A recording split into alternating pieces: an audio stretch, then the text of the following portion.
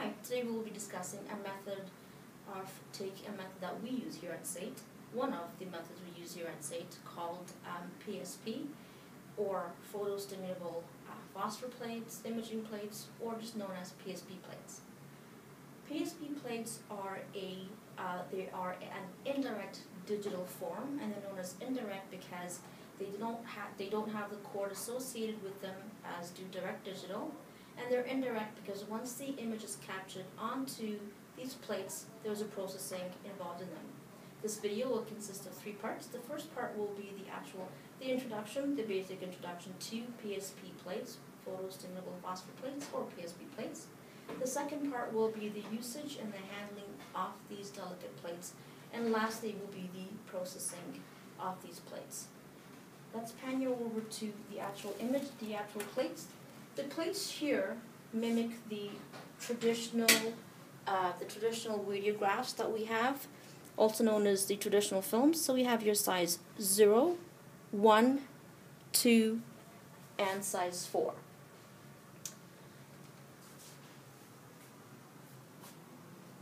PSP plates, as mentioned before, are known as indirect digital because they have one step which includes the processing in the physical barrier. And what we do is, during this time, the phosphor plates, once taken out of the patient's mouth, are gone through the IPC standards of wiping and handling, which we'll discuss in a bit later. And we have also the corresponding barriers here. PSP plates are very delicate. They are lined with phosphor, and they have images captured in them, and it is in the best interest that we handle these plates with care. These plates are reusable, unlike the traditional radiographs, and of course, as mentioned before, the barriers we do have here correspond with the correct sizes, and it is very important that we also have the correct size of the PSP plates corresponding and going into the correct size of the barriers. If we do not have any of these sizes matching up with the barriers, it makes it very difficult and uncomfortable for the patient's mouth. Okay, so back here onto the actual PSP plates. Much like the traditional X-rays that we have, the dot in the traditional X-rays is symbolized with the A here that you can see on the PSP plates. All sizes here do have the A, which represents, as mentioned, the dots on the traditional X-rays. Here's a size 2 with an A in them. When taking a bite wing, as you will learn, the A in the traditional bite wing goes on top. With the PSP, the A goes much like represented with the traditional. The A goes on top, like the dot in the slot.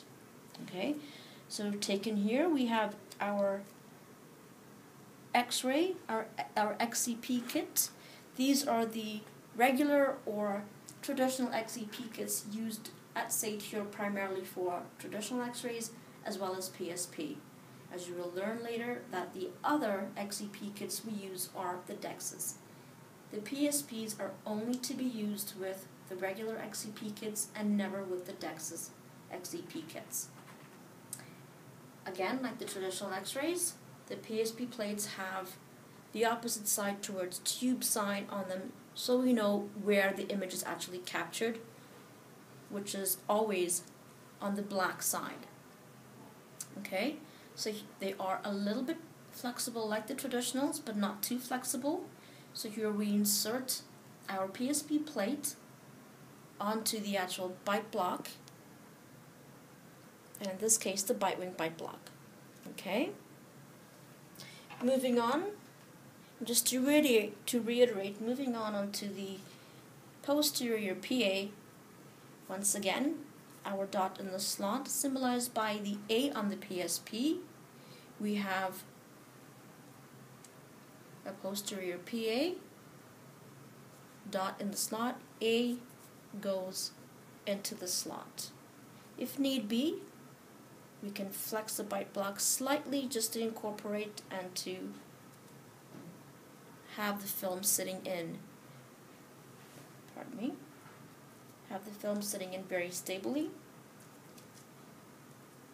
Let's try that one again. Here we go. And it's always best to have an instructor do this with you first, only because the plates are very, very delicate. Once again, the opposite side, facing towards the tube for your radiographic image.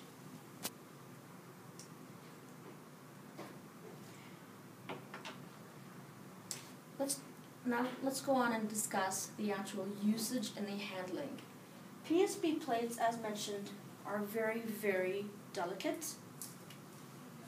The plate should always be handled much like a photograph and a traditional X-ray, from the edges only. The phosphor coating is very delicate, and should any fingerprints come in from our fingers, especially with the oils in our hands, can alter the image. Unlike traditional images or traditional X-rays, PSP plates can be exposed to the light for a certain amount of time. The images will not be erased.